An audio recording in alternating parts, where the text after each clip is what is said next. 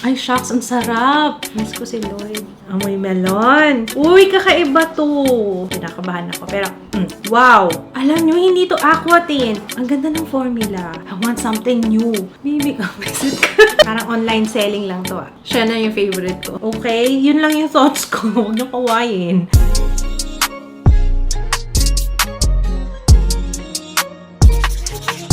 Hello everyone! Welcome back sa ating channel! Okay, today, may mga tatry tayo na mga bago.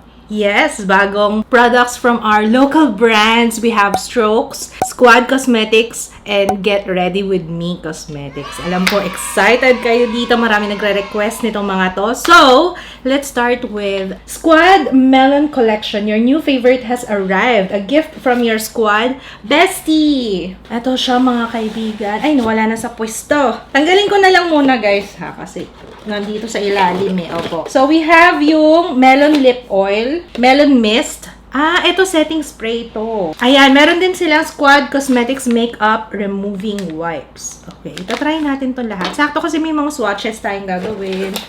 May free sila na candy. Ito muna, subukan natin yung Melon Extract Lip Oil. So, ganito ang kanyang itsura. Ayan. Infused with sunflower, vitamin E, and jojoba oil to get plump and moisturized lips. Mura, diba? 119 pesos. Ang cute ng packaging niya, kakaiba, ano? May applicator. Di ko napansin yun. Nakala ko roll on. Okay, lagay muna tayo. Ayan. Kung meron kayong dry lips, mas maganda na i-apply nyo siya. Parang primer. Parang ipa-prime nyo yung labi nyo. Para pag nilagay natin yung lipstick natin later on, malambot na siya. Ay, shucks, ang sarap. Ang bango-bango niya. Pero wala siyang lasang melon. Meron din pala ako isa pa. So, kung meron tayong pang prep sa labi, meron din akong ginagamit ngayon pang prep ng skin. Para maganda yung skin nyo before kayo mag-apply ng foundation. Happy Skin Cryoball. Ito yung ginagamit ko. Parang pang massage. Malamig siya. Ito nga, hindi ko nilagay sa ref pero tinapat ko lang siya sa aircon. Malamig siya. So, parang ang effect is, kino-close niya ang pores mo bago ka mag-apply ngayon ng iyong primer. Sobrang effective nito. Lalo kung puffy yung eyes nyo, iganyan nyo lang dito, oh. Kasi malamig siya. Nakaka-relax ng skin,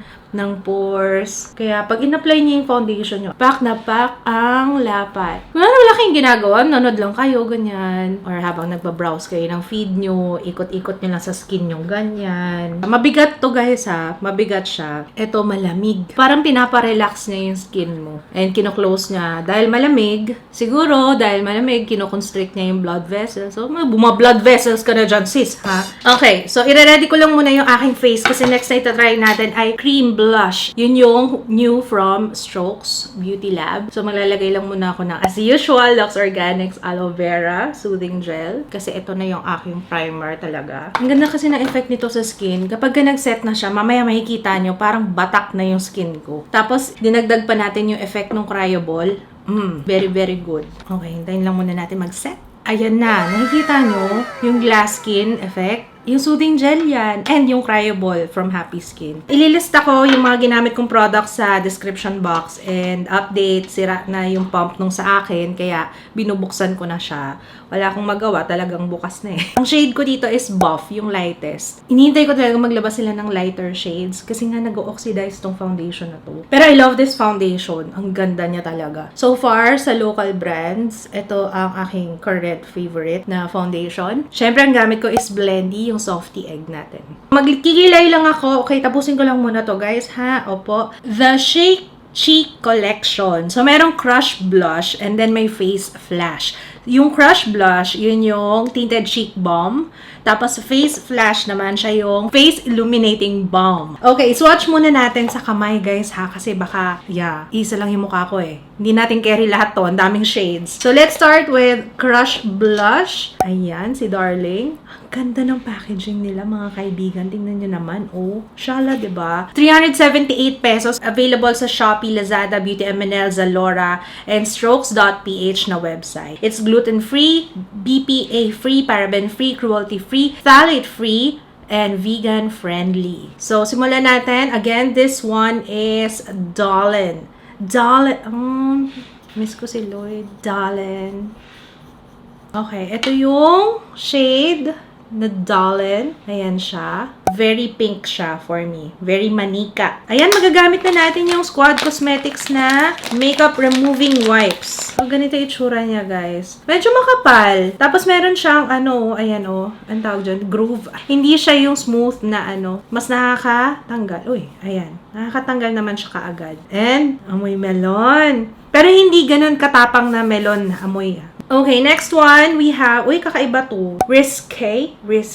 Tama ba yung basa ko? Okay, ito siya. Oh. Bakit sa camera hindi masyadong ma-purple? Parang ma-purple to sa personal, pero sa camera parang hindi. Okay, tingnan natin. Wow! Oh my gosh. Wow! Pigmented, sobra. May lagkit factor sa kanya, but it's illuminating. Hindi ko alam kung paano to mag-work sa aking oily skin. Next one, we have Rebel. Ay, ang ganda ni Rebel. Okay, ayan si Rebel. Parang medyo peachy na shade. Okay, Rebel. Ay, ang perfect nito sa akin. Gusto ko yung ganito. Kakulay ng dugo. Ayan, ganyan. Next one is Fatal. Uy, kakaiba to. Ito ang violet.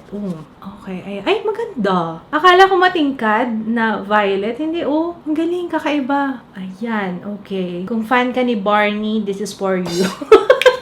Shut up lang. Okay, next one, we have Demure. Okay, ito si Demure. Oh. Ay, I like it. Kahit vibrant yung kulay niya, parang okay siya sa akin. Parang okay naman siya sa akin. Again, we have 5 shades ng blush. So, pipili lang tayo ng isa. Anong pinaka-bet nyo? Parang gusto ko tong isa para medyo kakaiba. Tingnan natin kung paano mag-work sa skin natin. Yes, sige, go tayo kay Fatal, guys, ha? Sige, push. Isang side lang muna. Kinakabahan ako. Pero, okay, sige. Go tayo kay Fatal. Meron siyang aloe vera extract. Keeps your skin moisturized, soothed, and hydrated. Meron din siyang coconut oil. It minimizes inflammation, heals wounds, and keeps the skin moisturized.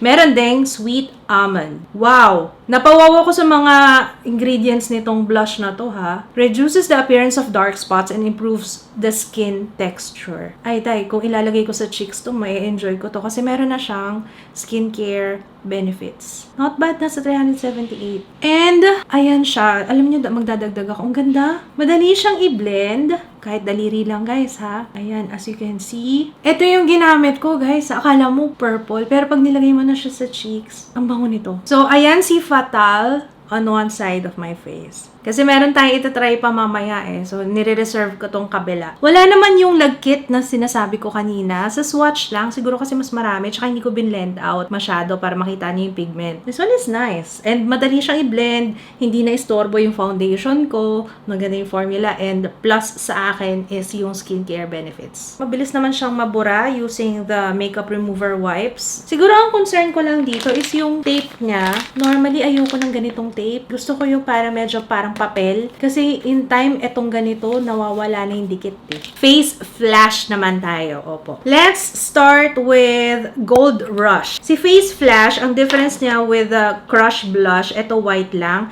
Pero ito sa likod, gold. Ayan. Pareho lang ng price, 378 pesos. Lightweight, blendable, and buildable cream formula. So, lahat sila ay cream. Ang syala ng lalagyan, ang ganda-ganda. Okay, ito si Gold Rush. Ang ganda ni Gold. Ang ganda niya. Hindi siya gold na madilaw. May glitters siya, pero sobrang liit.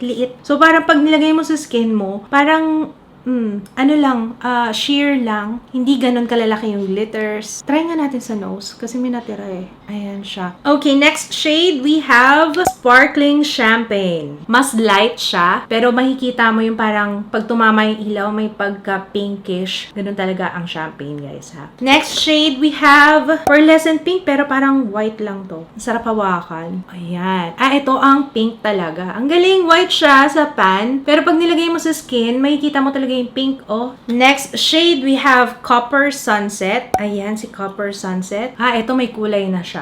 Okay, ayan. Nakikita nyo? Mas deep na yung pagka-pink niya. Deeper shades na tayo. Last one is Invisible Glow. Oh, interesado ako dito kay Invisible Glow. Para siyang balm. Okay. Ay, ang galing! Alam niyo, mas okay to sa dry skin. Halos wala siyang makita. Try natin, guys, ha. Gusto ko. Invisible Glow. Ay, wow. Kung ayaw nyo ng glitters, gusto nyo lang ng shine ng konti sa cheeks, parang glass skin effect. Ayan, oh. Siguro ang medyo ano lang ako is may iniiwan siya na para ako naglagay ng bomb. May lagkit lang. Pero honestly, mas gusto ko si Gold Rush. Yung first one. Doon tayo kay Gold Rush. Siya yung nilagay ko sa nose, diba? Nalagay ko rin siya dito sa baba. Ayan. Hindi ako fan ng amoy nito. Dito na tayo sa Get Ready With Me Cosmetics Aqua Tint. Mura lang, 199. Malaki siya, guys, ha? And may applicator. Alam niyo naman, gusto ko yung mga ganyan, may applicator. Meron tayong 6 shades dito, iba-iba. And isa-swatch ko sa labi. Okay lang sa akin, guys. Kasi alam niyo na kapag lip tint, alam niyo, talaga nabubugbog yung labi ko pag lip tint. Di bali, nag-lip oil naman tayo, eh. Ito yung shades na available. So, unahin natin yung mga matitingkad dito.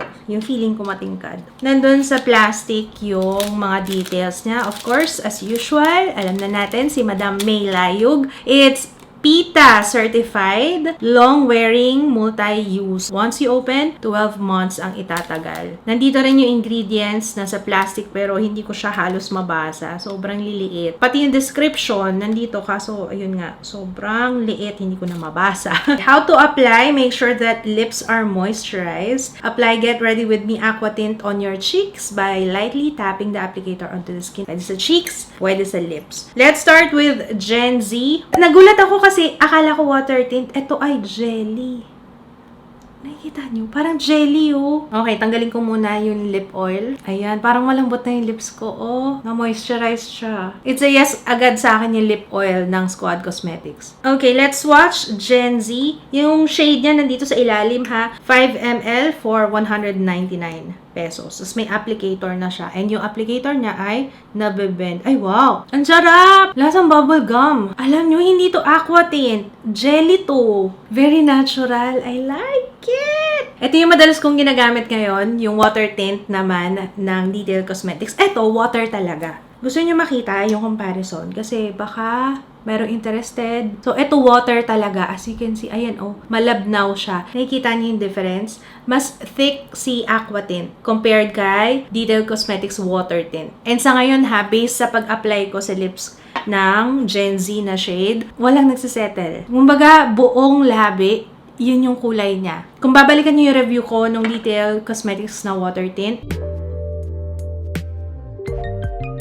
di ba nakikita niyo yung parang merong nagbubuo dito sa loob? Pero sa akin, hindi naman siya bothering tingnan. Pero pag tinignan mo malapitan, makikita mo talaga. This one, sa Aqua Tint, mas buo yung pagkaka-apply ko. Yun ang nagustuhan ko sa kanya. Feeling ko ito yung ka-shade ng nilagay ko sa cheeks. So, ito na lang din yung ilalagay natin sa cheeks, okay? Apply on your cheeks by lightly tapping the applicator onto the skin. Okay, ganyan lang muna. Let's see. Ay, nahabol niya yung shade sa kabila. I'll add more. Okay, medyo matagal lang mag-set ito. And may na-feel akong medyo may lagkit ng konti. Ito kasi, nung in-apply ko kanina, parang nag-matte finish siya.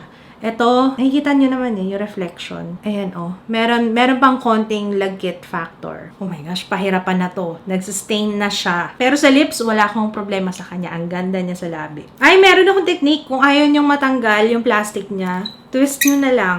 Ayan. So, para ma-maintain nyo yung details ng product, ayan, nandito siya. Kaso, mas mahirap siyang basahin talaga, guys, ha. Okay, next shade we have OG. Feeling ko ito yung mga usual shade ng lip tint. Kasi OG eh. Yung original shade. Ayan. Grabe yung pigment nito. Ang ganda ng formula. Tingnan nyo naman. Para siyang jelly tint. Okay. OG. Ayan si OG. Medyo okay lang. Parang OG kasi eh. Parang ito yung laging shade ng lip tint, no? I want something new. Kasi ang dami ko ng ganitong shade. Next shade is Millennials. Ito siya. Oh, nice. Gusto ko yan, medyo deep yung kulay. Deeper shade. Okay, so ayan si Millennials. So far dito kay Millennials ha, meron siyang buo, parang hindi na mix na pigment. Sa kanya lang naman. Pinapatungan ko na ng foundation ha, kasi grabe na mag-stain. Okay, next shade is Aloha Brownish. Oh, yes. Ay, ganda! Parang ito yung katumbas nung, boy beat. Nung una, yun yung favorite ko, yung boy beat ng Detail Cosmetics na water tint. Yun nga lang katagalan, parang nagda-darken na siya masyado sa labi ko. Ah, ito ang MLBB ko. MLBB ko. Baby ka, visit ka. Yun kasi yung pumasok sa isip ko. Sorry naman. Ay, ang ganda. MLBB talaga. Ay, Day, ito gagamitin ko today. Ang ganda nito. Aloha. I like it. Next shade is 1993. Ay, ang ganda rin. Ito, parang ang ganda ng mix niya. Para siyang aloha, pero ito, may pagkapula. Okay? 1993. Ayan na, hirap na akong mamili. Bet ko si 1993 and si Aloha. Kaso siya rin.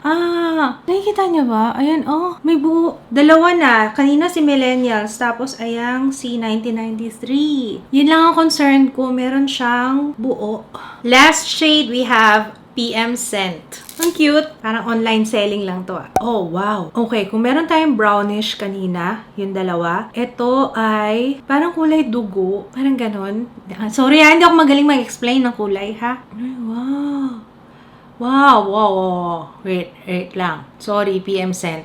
Mas maganda to. Compared dun sa dalawa kanina, siya na yung favorite ko. Perfect mix ng brown and ng pagkapula. Kay PM Scent ako. Okay, last na itatry natin, Squad Cosmetics Refreshing Melon Mist Makeup Spray. So, meron siyang aloe vera, may chestnut extract, and niacinamide. Let's try. Oh my gosh, ang bango. Ang bango, amoy melon. At saka yung mist niya, it's okay. Kaso may mga nakakatakas na malalaking droplets. So, ayan siya. Pang-refresh siya ng face. Especially after mo mag-makeup. So, yun. Makeup spray ang pangalan niya. So far, okay naman siya sa akin. Yung amoy niya, mabango. Amoy melon. Ayan guys, nag-set na yung melon mist. Parang ang kintab ng face ko. Hindi yata siya okay para sa oily skin ko. Ganyan tayo. Kasi may beauty mist ka. Ganun. Hindi, joke lang. Huwag niyo akong i-bash. I-try niyo muna. Kayo na lang maghusga. Okay? Yun lang yung thoughts ko. Huwag niyo kawain. Pero ayun nga, naglagkit yung mukha ko kaya nag-brush ako ng powder. Nakapili na ba kayo sa ngayon ng inyong gustong shade na i-try? Crush Blush. This is nice para sa akin. Madaling i-blend and hindi ako nahirapan. Meron siyang pa-add na glow sa skin pero hindi naman ganun ka mukhang malagkit. Hindi. Madali siyang i-blend. Ang ganda ng packaging niya. And siguro yung pinaka-plus point sa akin is yung skincare benefits. Yun yung pinaka-okay sa akin. Si Face Flash naman, okay naman siya. Parang amoy Sidex. Sidex ba tawag doon? Nung nag-duty kami sa OR, ganito lagi yung amoy.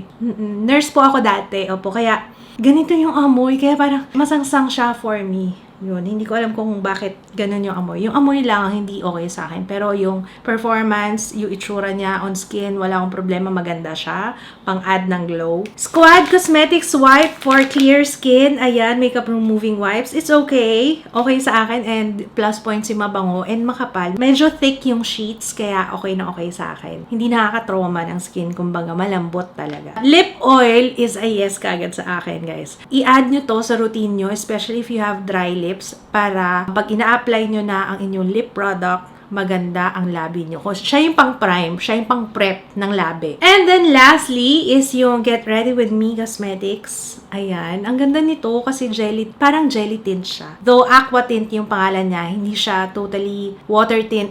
It's unlike water tints na na-try ko before na talagang malabnaw. Ito may konting lagkit, konting thickness na gusto ko. Parang mas madali siyang i-blend, madaling i-apply. Kaya nga nung in-apply ko kanina, 'di ba, parang na-cover niya talaga yung buong labi. Hindi siya nagsasettle sa isang area lang. Yun ang mahirap sa water tint. Pag nagsettle siya sa isang area lang, especially dito sa ilalim, parang nandun na yung kulay. Ang hirap ng habulin yung nasa labas. Kaya nung nakita ko yung formula nito at saka yung consistency, nung ina-apply ko na siya, napawaw talaga ako kasi dahil thick yung consistency niya, mas nakakalat mo siya ngayon, mas nasa-spread mo siya sa buong labi. So, before pa siya mag-set, na-blend mo na. So, wala kang areas na mas maraming pigment. So, even yung pagkaka-apply. Plus points yung applicator niya and mura lang siya, $199. So, ayun lang guys. Maraming salamat. Sana na-enjoy nyo ang ating Swatch Fest and review, try-on nitong mga local brands na bagong launch lately. Kung meron kayong mga request, feel free to comment down below. Okay, I'm here for you para subukan yung mga yan. Sige, comment lang kayo sa baba, okay? So, maraming salamat. Sana na-enjoy nyo tong video na to. And I will see you again on my next one. Bye!